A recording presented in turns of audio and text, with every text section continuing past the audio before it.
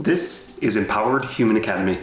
Welcome home. Do I want to live as this subdued version of myself, or am I just going to do my thing, and whoever resonates with that, great, and if people don't, like, that's okay too. Like, my food is not for everyone. This is about love. This is about light. This is about the idea that you have everything you will ever need. And this life of yours, this is where you grow, you expand, and you remember who you really are. I'm Abe. I'm Isaac. In Empowered Human Academy, we join with humans of all kinds to feel the inspiration that can only come with empowered living. The stories you hear today are unique, but the energy you hear today belongs to you too. So, with hearts wide open, let's begin. Rebecca Fralick, hello. Welcome to this conversation that we're having on air. For those of you who are not watching on YouTube, you're missing the most radiant smile. Rebecca, it's wonderful to see you. The smile is yours, to be clear. I'm also smiling radiantly, but I'm talking about our dear friend, Rebecca Fralick. Hi. How are you today? Rebecca, we've been friends for a long time, and I'm excited to spend the next kind of 45 minutes to an hour with you and just chat about life. And that's what's really beautiful about this part of our project, is that we get to speak with folks that we don't know, and also folks that we do know, about subjects that we're passionate about. So how's it going? What is up? What's on your mind? It's going well. I'm super excited to be here. I feel so honored. You all have such amazing guests on your podcast. So I'm like, I feel really special. So glad to be here. You are incredibly special. I've had the great privilege of knowing you for a while, which makes this doubly special for me personally. And we'll get to some of that more later. Maybe we'll find out. But we begin, as we always do, with the question of core identity. We're looking for the words that feel the most like you, not when you're inhabiting a role, not when you're having to be something for someone. When all external expectations and obligations and all of that are put to the side, it's just you hanging out in your own internal space that feels like home. What words of identity feel like they fit? I am a learner, for sure. And kind of along those lines, I'm also a very curious person. And I would also say, when I feel most like myself, I feel sparkly. Yeah. Okay, cool. But I just feel that, like, inside, I just feel sparkly. I love that. What is can you add more words to that? What does sparkly feel like? It's this kind of, I think, like, grounded confidence, but also, like, I mean, most people I don't think would describe me as like an extremely bubbly person. So maybe it's like an inner sort of bubbliness. Oh, I love that. That makes, like, to me, having known you for a while, that makes a lot of sense, and I'm overjoyed hearing you talk about that. What's your history with that sparkle?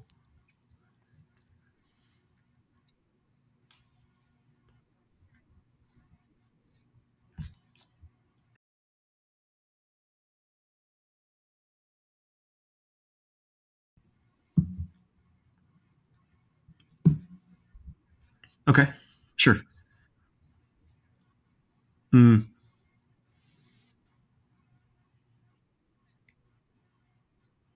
Mm-hmm.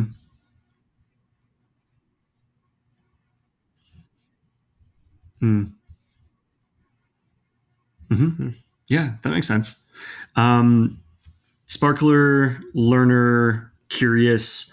I mean, there's a natural connection between learner and curious, and let's talk about that in a minute. Is sparkly also part of that, or am I looking for too many associations here? Yeah.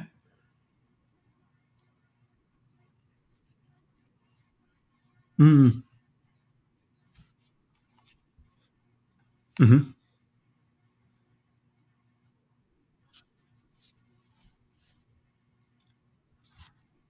Mm-hmm. Yeah.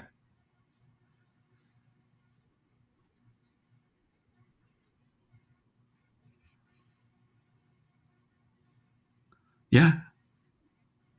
Mm-hmm.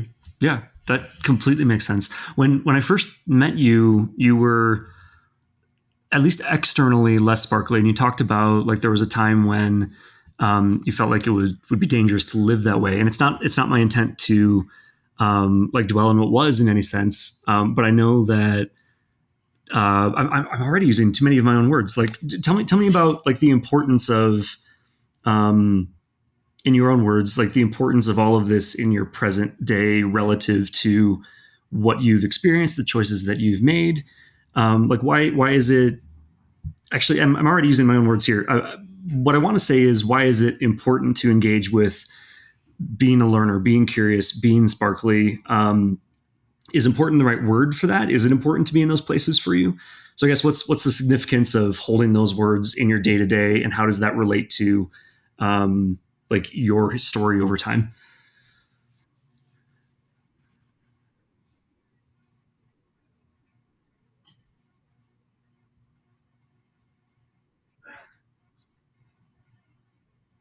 Mm,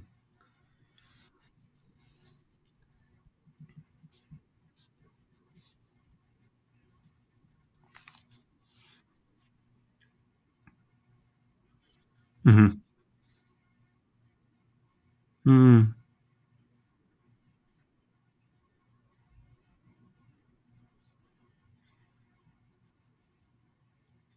mm, mm-hmm, mm-hmm.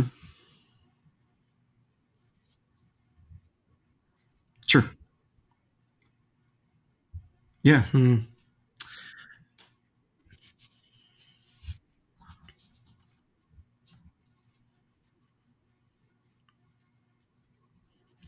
that makes sense. Why was certainty important? Like, what function did that serve at that time?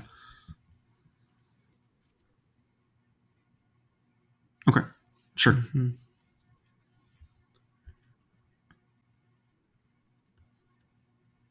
Mm-hmm. Did that like give you, and tell me if I'm adding too many words to this. Was that like to achieve a sense of safety, like within the social construct of faith or something like that? Or like for you personally, what made certainty something that you needed to hang or that you hung on to at that time?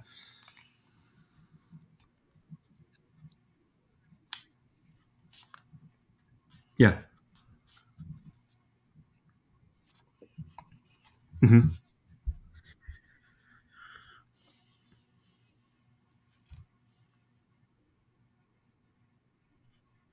Mm.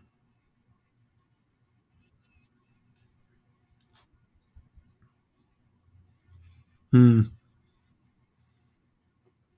Mm-hmm. Mm-hmm.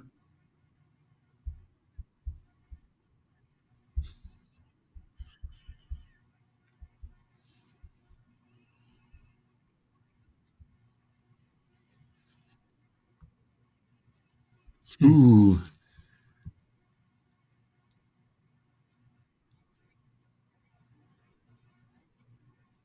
Okay.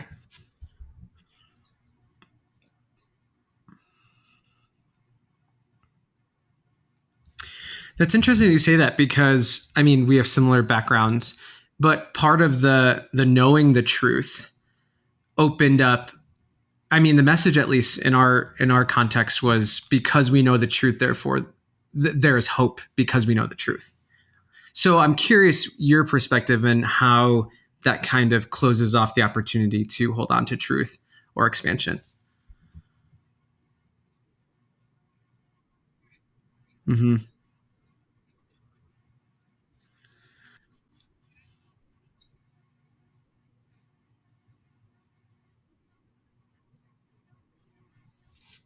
Yeah. Mm-hmm.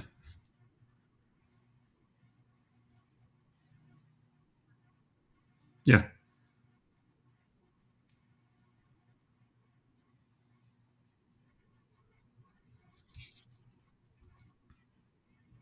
Hmm.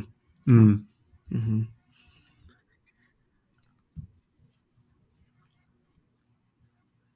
Totally. Mm-hmm. Mm-hmm.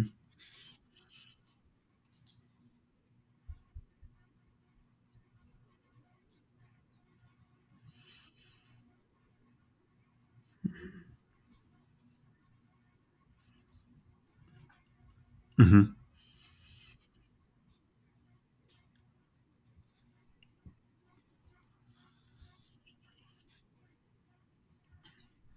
Yeah. Absolutely. I agree. And this kind of like is bringing up the idea of kind of expansion in what you know to be true or your current experience. And you are a chef and you are a creator. And how has your certainty in your craft um, kind of informed or influence your ability to learn and expand? Like, how to make a damn good egg, or like a damn good salad, or a charcuterie board, or like things that I don't even know about because I don't know too much about food. How have you stayed kind of close to and how have you stayed close to your own growth and hope in your own craft?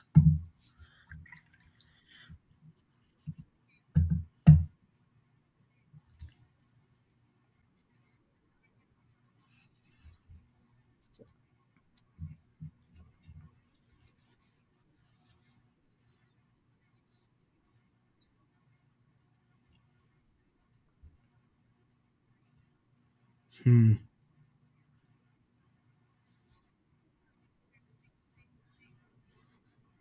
Mm-hmm. Mm-hmm. Sure. Totally. Mm-hmm. Mm. Yeah.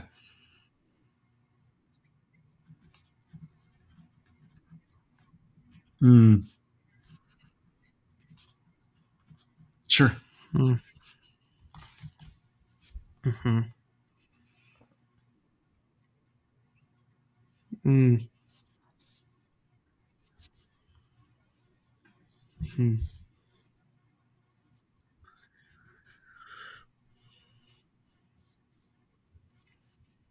Mm-hmm.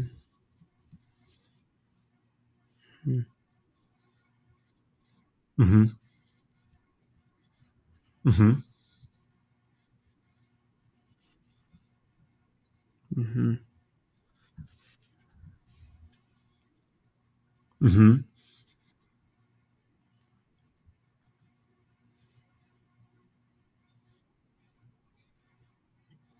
Mm.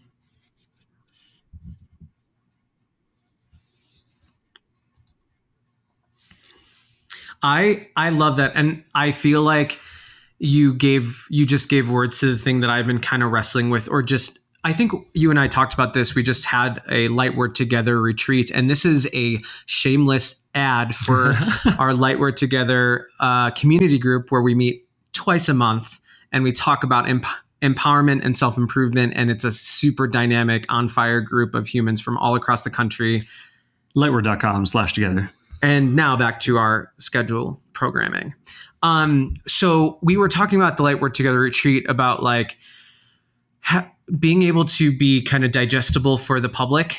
And then when like, because we have kind of this achiever mindset, and we're entrepreneurial, we're all these different things. And I have found myself really wanting to be able to do things where people can kind of conceptualize enough or digest enough. And then, so those are reminding me of the rules that you're talking about.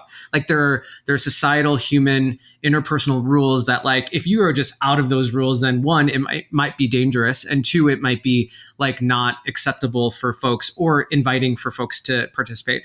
And then experimenting and playing around with what else that can do.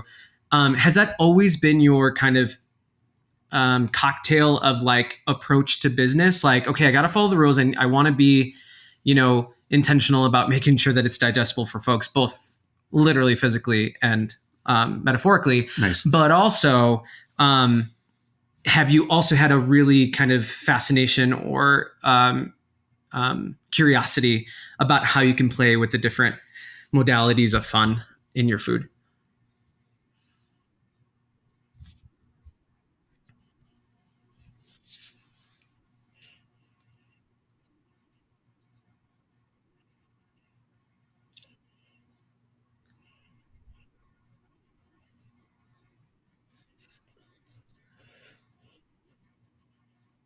Hmm. Mm-hmm.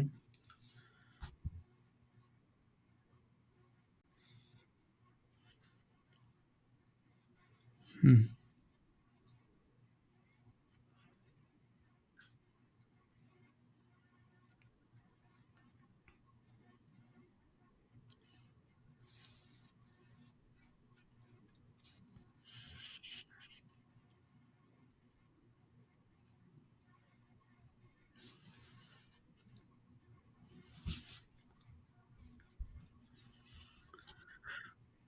Hmm.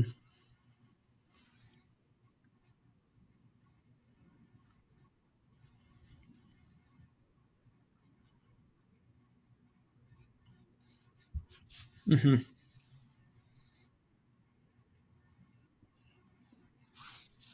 Mm-hmm.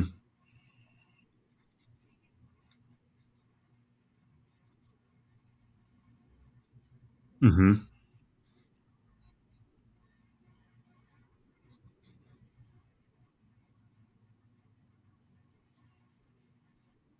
Mm-hmm. Yeah, yeah.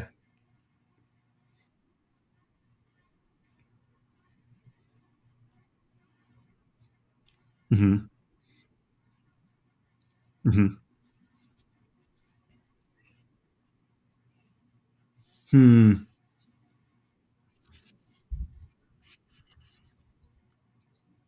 Sure.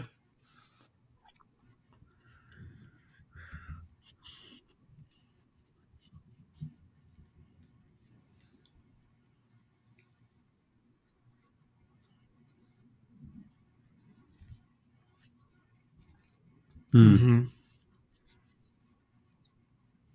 Mm-hmm.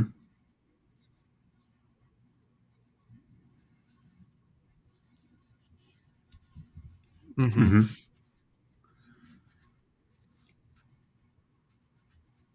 Mm-hmm.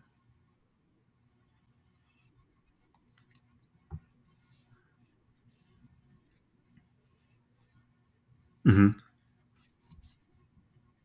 Mm-hmm. Okay. Hmm. Hmm. Okay.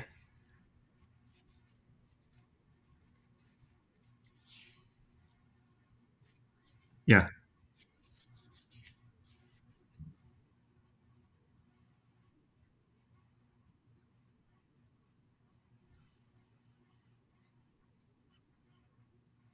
Hmm. Oh my gosh, that's so exciting. Okay, so making sure that I understand like the sequence of events, because it sounds like there are a couple transition points here. You went in, it sounds like very sure that you were going to fail. And I realize you did the failure day, but I actually want to ask a question about that. Yeah. Harkening back, and honestly, did did it feel like it was? Let me ask you this the other way: was there a part of you that suspected that you wouldn't, or did you truly think like I'm going into this and 100% of me knows that I will be done at this point?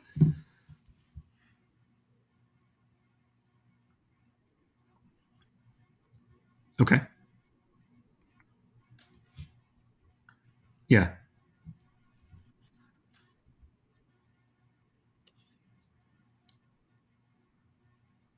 Yeah. Mm-hmm. Sure. Sure. Sure. Sure. Mm-hmm. Yeah. Mm-hmm. Yeah, Yeah. that makes sense. This feels connected to something you mentioned earlier about well, we were talking about certainty and how that can kill hope and empathy. But what I'm hearing is you had a hope and you were protecting that in kind of an unconventional way, but you did it, and that hope blossomed in the strange kind of safety you created. That's super cool. Is that a fair way to describe that, or would you put it differently? So we started from a point where like you had a secret hope that you protected by saying like it's okay if I fail on this day and I expect to.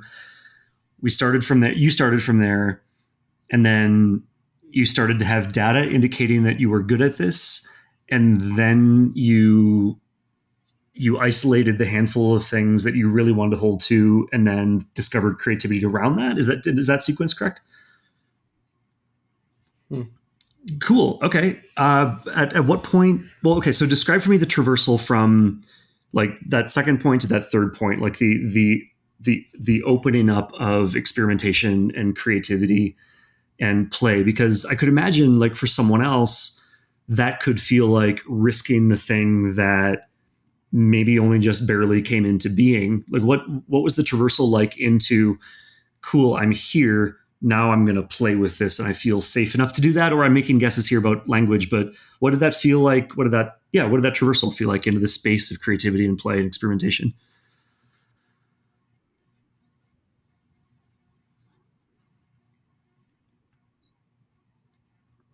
Okay.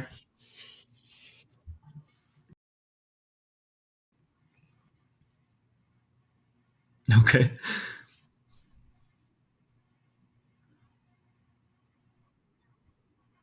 Hmm.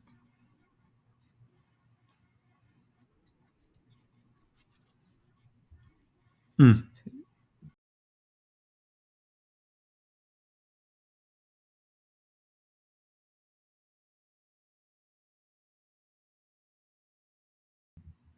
Sure.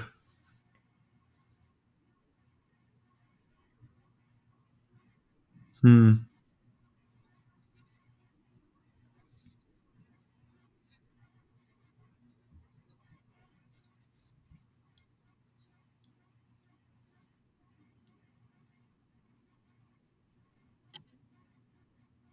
Hmm.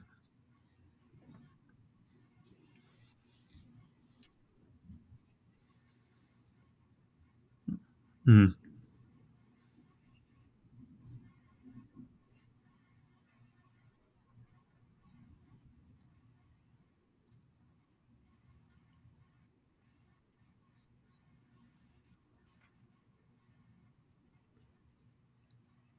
Sure. Mm-hmm.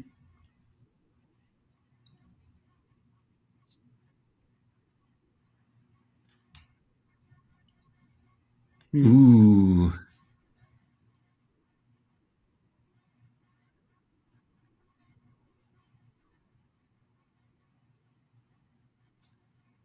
Hmm.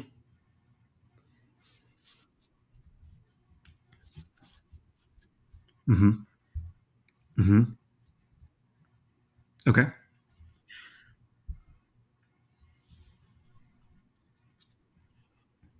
Okay. Hmm.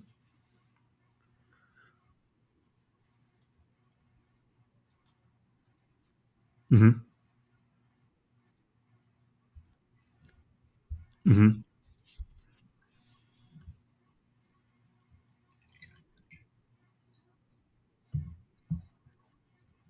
Yeah. Hmm.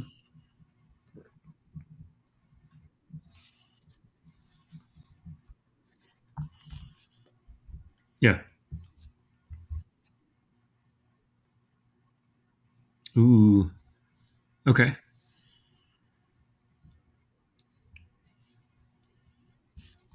Hmm. Yeah. Hmm.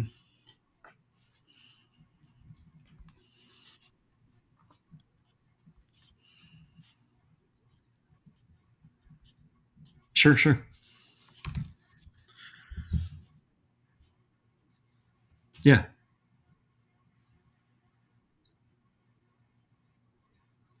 Hmm.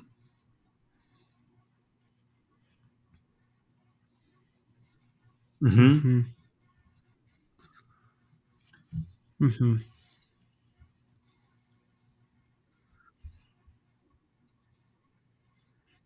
Hmm.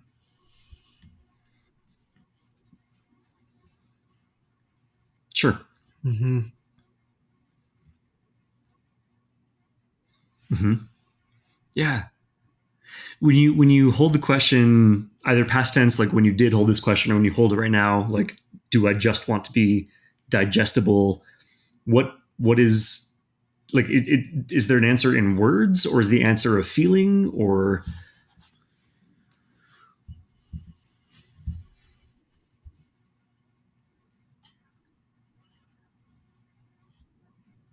Yeah, yeah.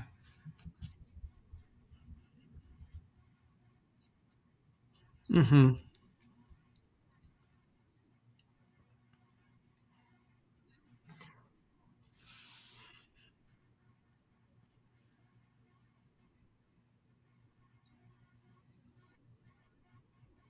Mm. Mm-hmm. Absolutely. And it's funny that you said that on paper, that event that wasn't kind of good in your gut, ended up not being good in real life. And actually you wrote down on paper afterwards, kind of the cycle, or kind of the, what's the word? When we were talking the other week.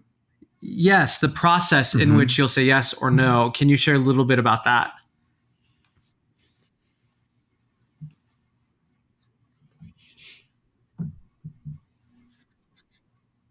Mm. Mm-hmm.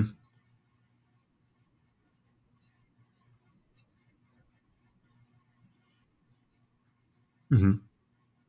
Mm-hmm.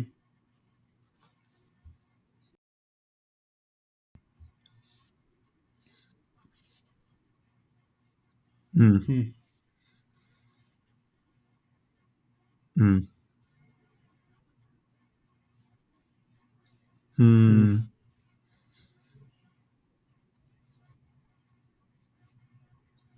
Sure.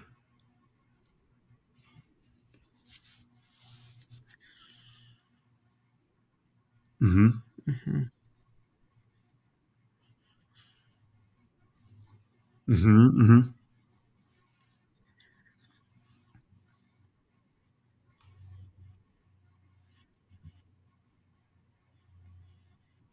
Mm-hmm.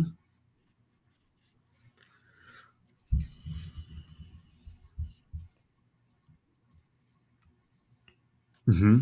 Mm-hmm.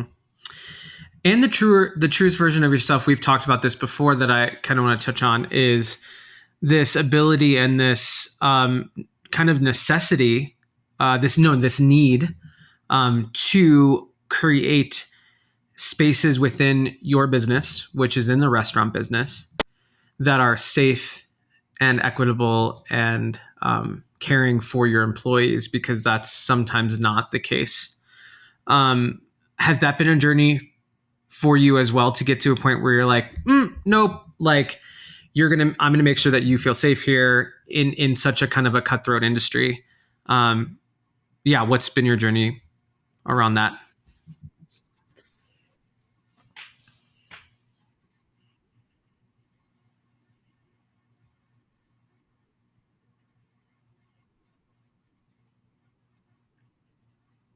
Mm.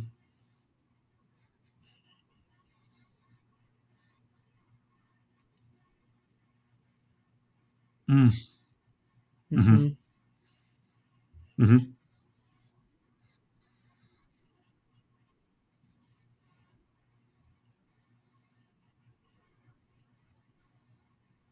Mm-hmm. Mm.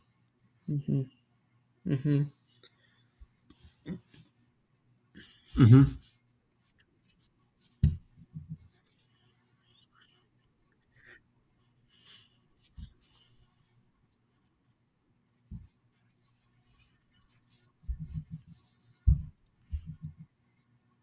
Yeah.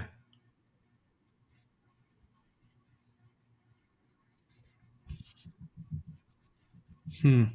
Yeah.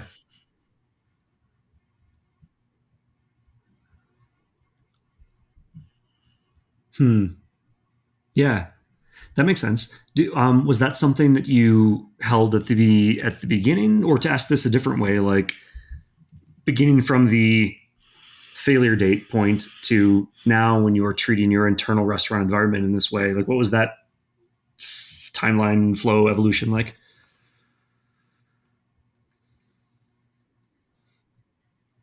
Hmm. Yeah. Yeah. Mm-hmm.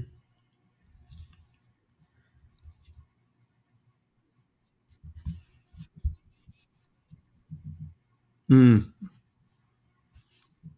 Hmm. Hmm. Yeah. Yeah.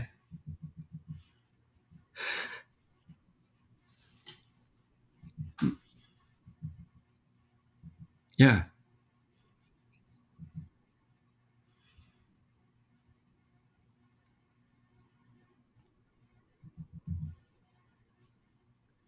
Mm-hmm. Mm-hmm. So that sounds, I mean, that sounds like a non-negotiable for you. Is that correct? Awesome. Backing up from like just the restaurant business, do you have like, I don't actually know what question I want to ask here. I'm curious about like non-negotiables for your life. I'm curious about rules versus experimenting for your larger personhood. I know that you like are genuinely and truly yourself in the restaurant context. I know that's true expression of you.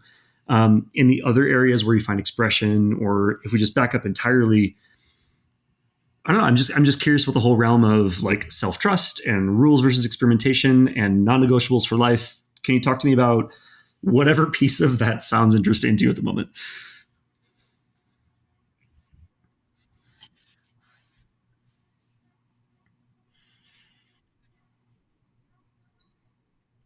Sure.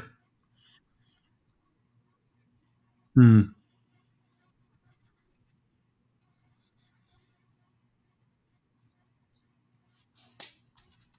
Ooh, go on.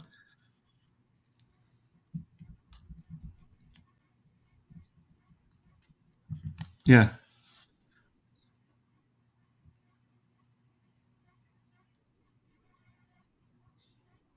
Yeah. Mm-hmm.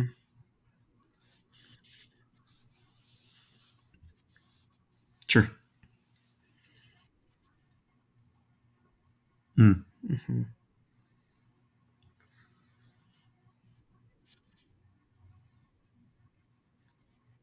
Mm-hmm. Yeah. Yeah. Mm-hmm. Mm-hmm. Sure. Mm-hmm. Mm-hmm. Yeah.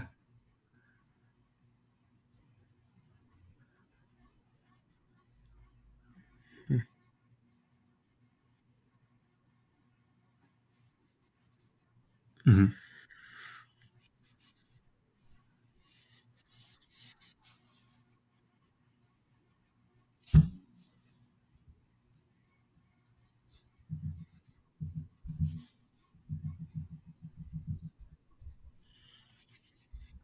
Mm. Mm. Totally.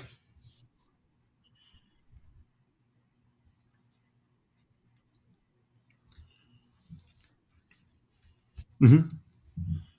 That makes sense. Hmm. Um, Not to ask a naive question, but I'm going to. Why? Like, why is that important to you?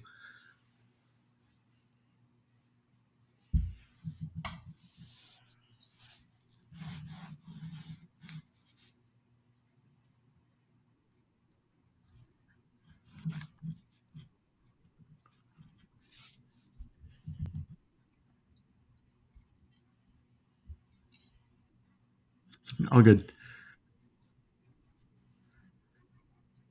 Mm-hmm. Yeah. Yeah. Hmm.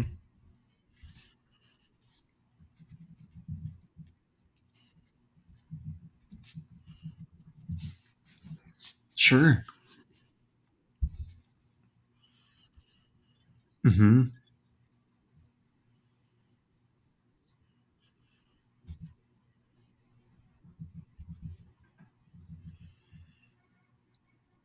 Mm-hmm. Mm-hmm.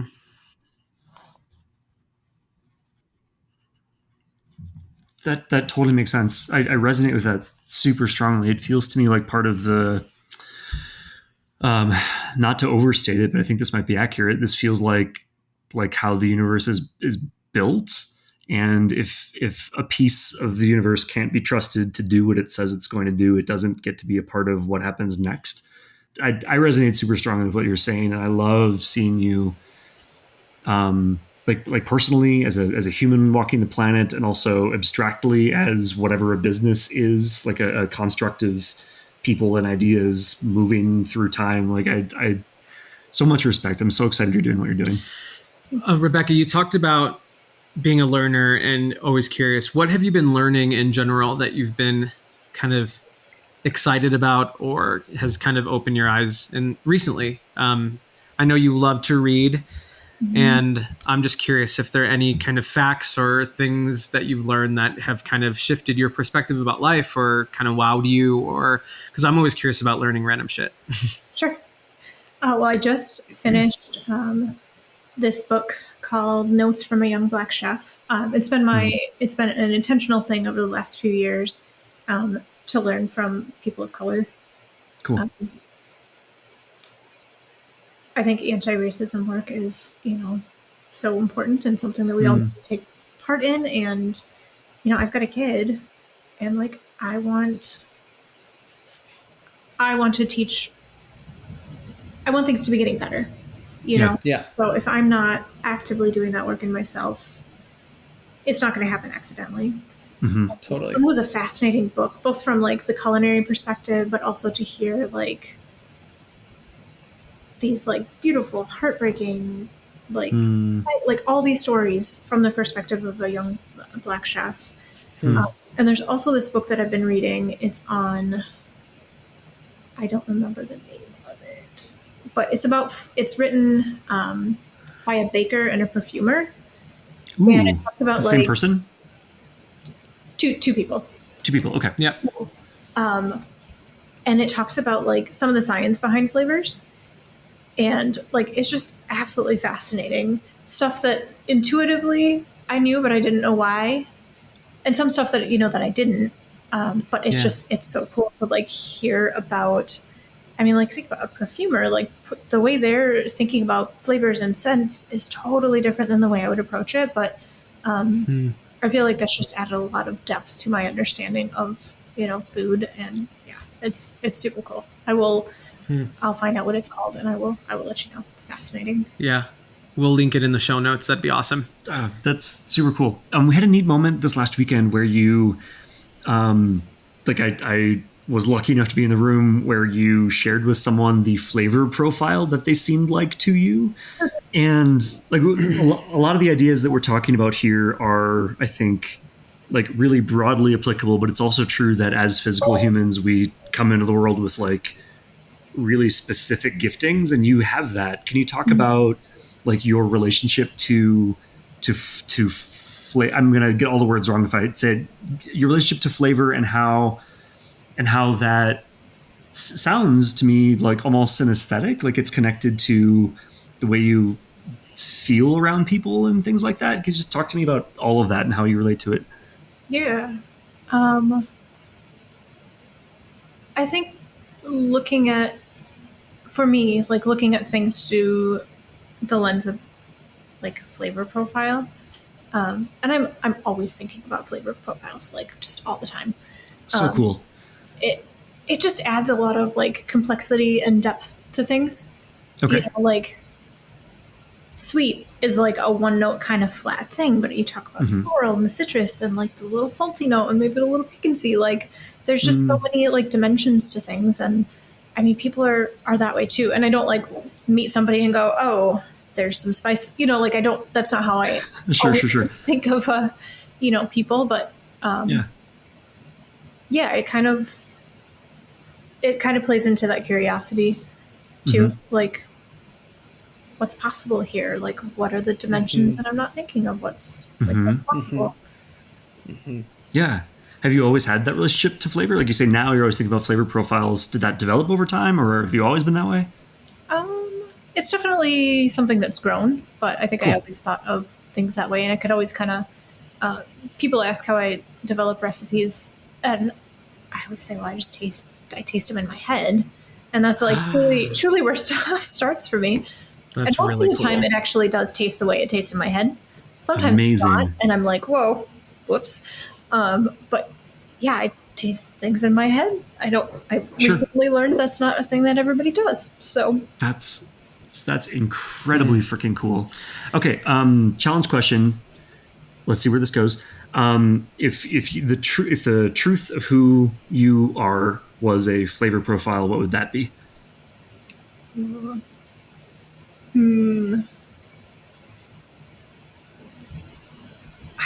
think it would probably have kind of like a mellow start. Okay. Definitely some spice in there. Some citrus, like for some brightness, a little surprise there at the end. Mm-hmm. And yeah, in the middle there would be just some like savory umami. There would be some umami in there too. Mm-hmm. Yeah, it'd be kind of a little bit of, little up and down and some little bright notes in there. Yeah. Is flavor always a function of time? Like you're describing this like at the beginning, in the middle. Is it a time thing, or does it stack differently? I'm curious about the technical side of this too. I mean, I guess I do think of it in terms of time often. I suppose it doesn't have to always be the case. But for me, yeah, flavor often follows like kind of it's sort of a linear thing. Although there are times when there are two things at once and they're like opposites going on. So neat. I love that. I'm one of the things that I do compulsively is try to take an idea and apply it to, just for the experiment of it, like apply it to every other part of life, just to see in what places it fits and what places it doesn't. And that kind of treatment that you're giving, I don't know, like I would be excited to see what, I don't know, shoot, how do I want to say this? In the same way that one might construct an art gallery and walking through that gives you like the timeline, like the life story of that artist, it'd be cool to like taste your way through a story as an experience, like whether it's your story or the story of your restaurant or anything else. Exciting. Cool. Thank you for sharing. Speaking of stories, I want to touch a little bit on your story, just kind of briefly, and to the extent at which you'd like to share. You've been through a lot in your life, and a reason why I was excited to have you on this podcast is you're just such a resilient and powerful person. And I'm curious, how has your story kind of shaped you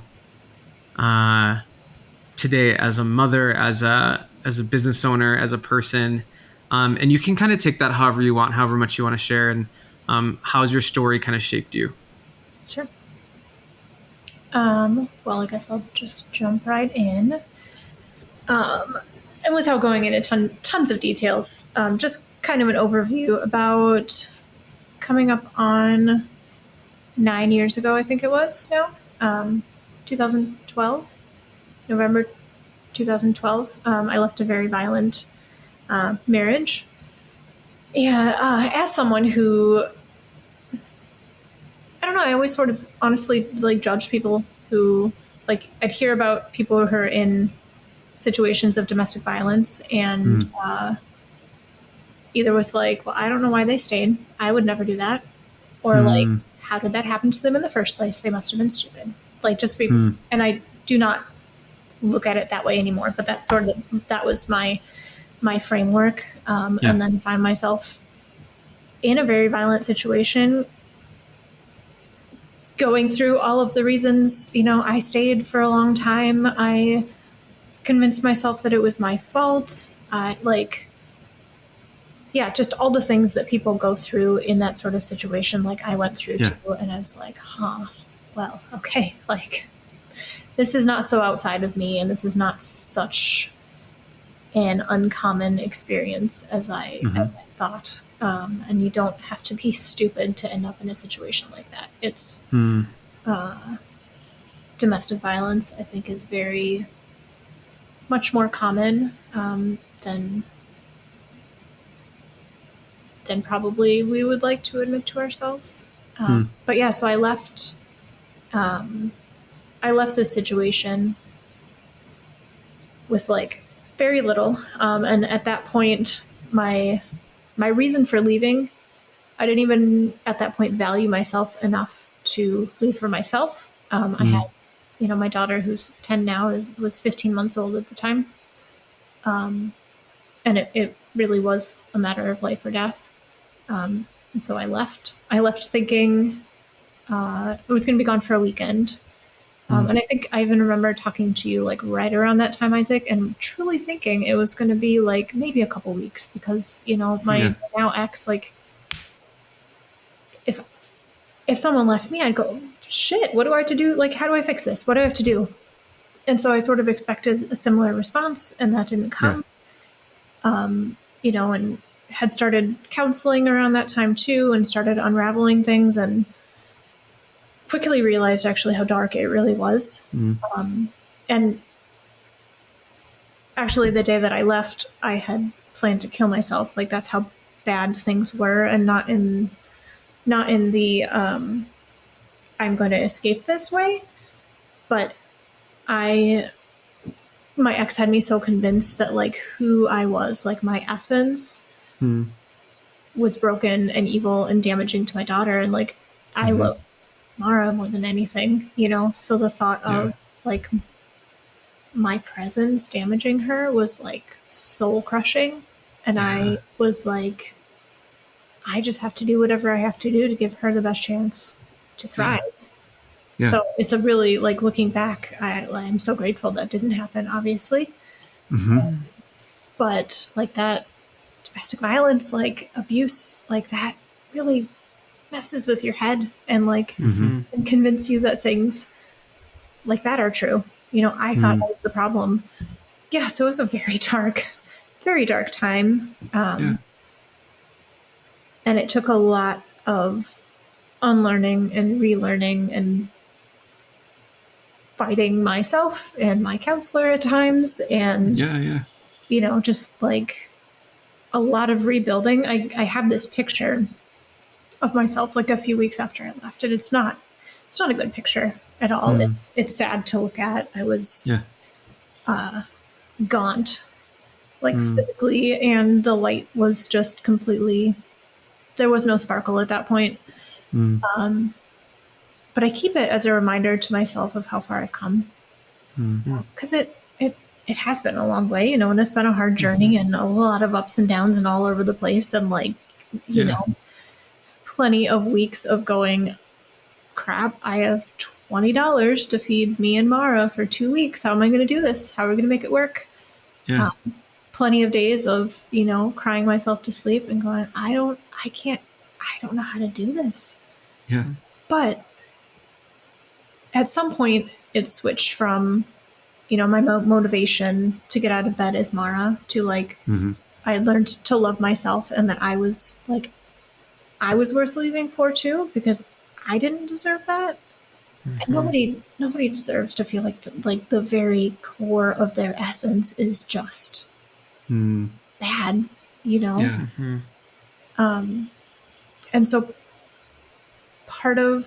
a big part of like why I am the way I am today is because it was sort of like I drew a line in the sand, like on my watch, nobody is ever going to feel that.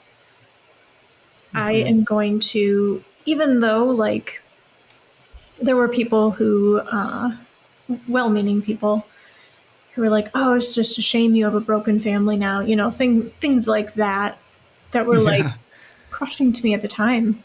But what I realized, yes, there's brokenness in my past. Would it be ideal if, you know, all of that hadn't happened? Absolutely. Would I wish that on anyone? No. However, it did clarify my values. It showed me my strength and my resilience. I didn't want to teach Mara the lesson of like, you can say no in this powerful a manner. But she knows you don't have to, like, you don't have to be abused, for one. That, you know, like, she's seen strength in action in ways that I definitely didn't feel like displaying it. But, you know, that's what life handed me. So could either fight what was, which is kind of what I think staying in the relationship, what that was doing, you know, it was fighting reality. Or you can go, all right, here's the cards we've got. So I decided very shortly after I left, I was like, I'm going to come out of this a better person than when I entered. And there were times like I thought it would break me. And then I didn't think I could do it. And I had no idea, like, how the hell am I going to end up a better person after all of this? Because I feel like I've been through a freaking meat grinder. Sure. But, and that's, I think, some of that too, now that I'm saying it, that's part of why integrity is so important to me. Like, it was in that time I'm making connections I hadn't really made before. But Ooh, I love it. I was doing counseling like shortly before leaving, just started. Yeah. And that's when I got that illustration of integrity for the first time. And up to that point, integrity had always been important to me. But when it was pointed out to me that, like, me showing to the world, you know, or pretending to the world that everything was okay, that I had this, you know, healthy, safe marriage, when in reality I'm being, you know, abused behind closed doors. Like, that wasn't me having integrity. And that, like, when I heard that, at first I got really mad because it felt like blame. And that, looking back, it wasn't blame. That was a really gentle and kind invitation to hope and possibility. And, like, it doesn't have to be this way. But you have to step into, like, what is actually true. You have to step into integrity. And so, yeah, I think that's kind of where that stemmed from. Like, yeah. You know, I think, well, first of all, thank you for sharing all that. I think that it's a really powerful example of, one, just things that happen to us sometimes and situations that we find ourselves in, and also that there is hope and also the ability to kind of move on and heal, even if it's like really tragic. You said stepping into integrity, and I feel like that journey for you has been that in the last 10 years, is stepping into your own integrity, which then has invited people into stepping into their own integrity with your business. With Mara, like, I love seeing Mara, you know, strut her like confident self, 10-year-old, 11-year-old self, because there's a confidence in her that has been given to her by you and also herself, that feels like integrity manifest, right? Like manifested, you know, like this is who she is, and we celebrate that and we honor and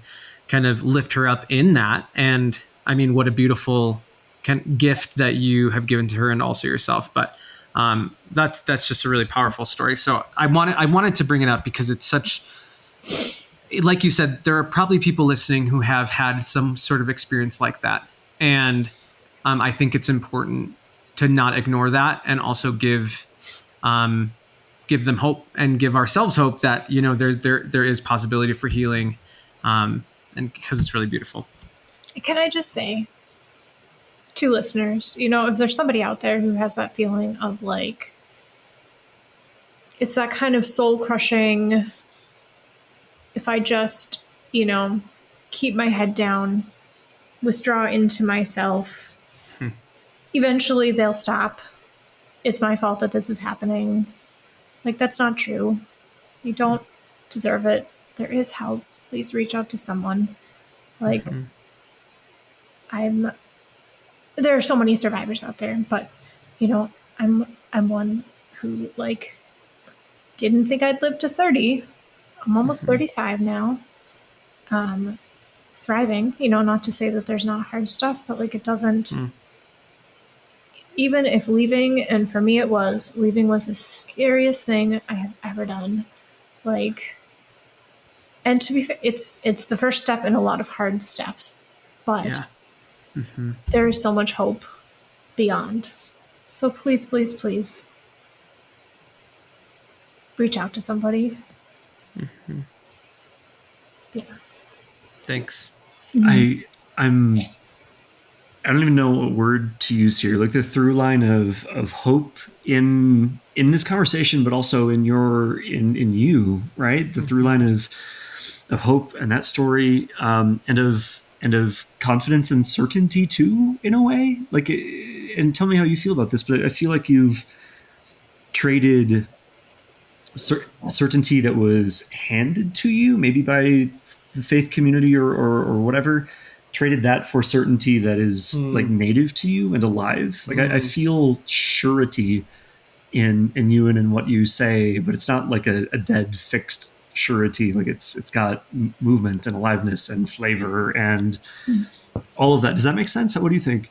It does. Yeah, I would agree. I think my certainty, it feels more like grounded and steady, maybe. And instead of operating largely out of a place of fear, which are where I did spend a lot of my life, it's from a sense of like hope and curiosity and like there's this deep kind of inner knowing, like it's this kind of settled sort of confidence, even if I don't have the like external answers. Like, I don't know. It feels just settled. I don't. Yeah. I hear it. I see it. I feel it. It's been my joy to see that. And it's over the years. Yeah, it's been cool to see that like you're doing the work. It's not just like, oh, I woke up one day and I felt confident. It's like you've put in fucking 10 years of the ups and downs of moving through it.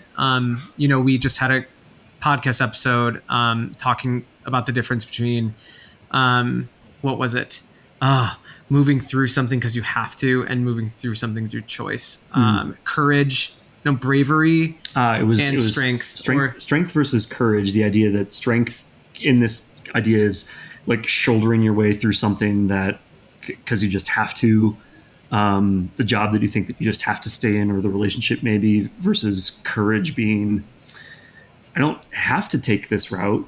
Like I could stay and suffer and exist through strength, or I could make a real choice. Well, and you've done both. You've had courage and strength, which is super, super dope. Well, can I say one thing about that? Yeah.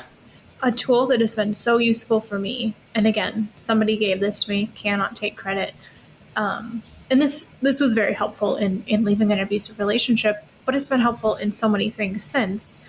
It was just the fact that, when I can continue to do what I've always done, and we know what this produces.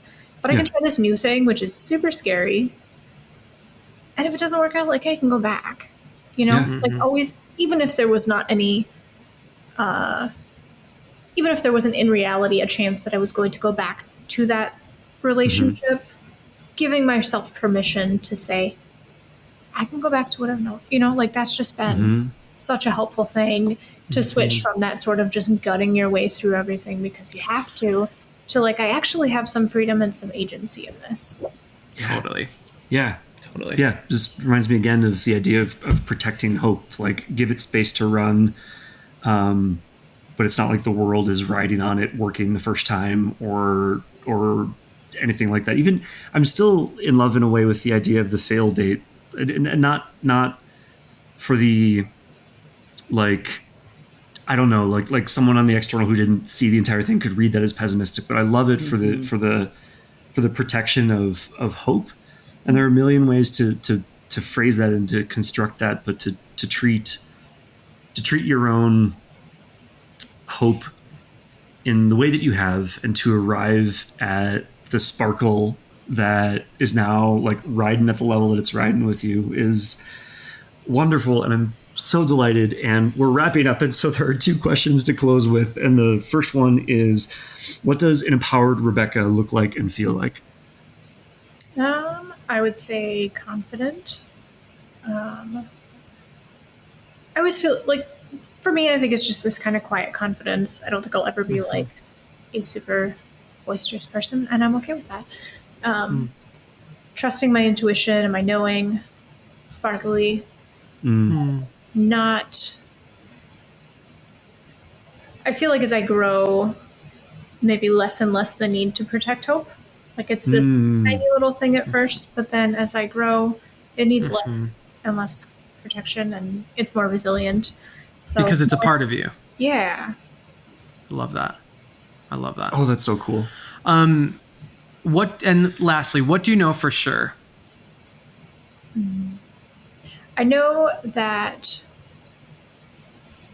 in general, when I operate under the assumption, like when I make generous assumptions, I'm a better human.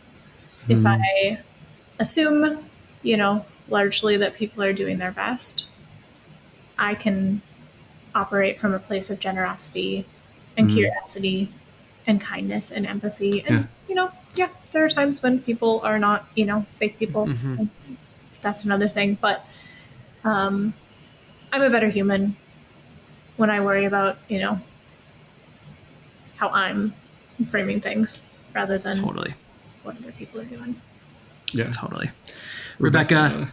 We both spoke at the same time. Rebecca. Rebecca, I love you dearly. It's such a privilege to be like your friend and to be around and to be able to chat in this way. Thank you. For those of you who are listening, check out Mara's Cafe in Wisconsin.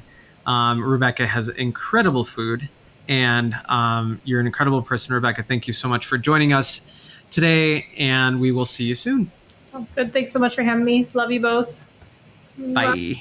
Bye. This podcast is the work of Lightward, our company, named for that toward the light direction which informs every single thing that we do, including money, which means, like everything else, the way we earn revenue is not based on industry norms. It's based on what feels deeply right and aligned by passing through the door that feels like it has more behind it, not less. And the way we keep this podcast going is all Lightward. It's pay what feels good. It's an exchange of value between you and us. We're keeping conventional podcast advertising totally out of this. And here's how Pay What Feels Good works. We give you this episode because it feels good to do so. And you consider, honestly, what number of dollars this episode is genuinely worth to you. I do not care if that's $3, $1,000, or literally $0 and a heart emoji, as long as that trade genuinely makes your day better. And the energy there is the entire point. That is what we're building our business on. No advertisers, no selling your attention, just you and us, trading value in a way that builds us both up. So whatever the number, when you're done listening, head to empoweredhumanacademy.com and hit the Pay What Feels Good button. We use this policy across all of our company's work, and I'm really excited to bring it here to the world of podcasts. This is us voting for the world that we want to see. Thank you for being here.